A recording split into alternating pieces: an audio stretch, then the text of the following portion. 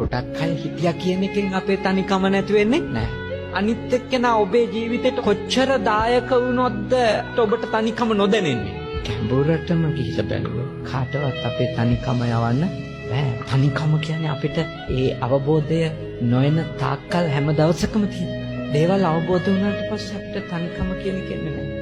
තනිකම කියන එකට ඒ අර්ථය හම්බ වෙලා තියෙන්නේ අපි එළිය එක්ක අපිට සම්බන්ධ වෙන්න තියෙන තෘෂ්ණාව තියෙන තාක්කල් විතරයිනේ.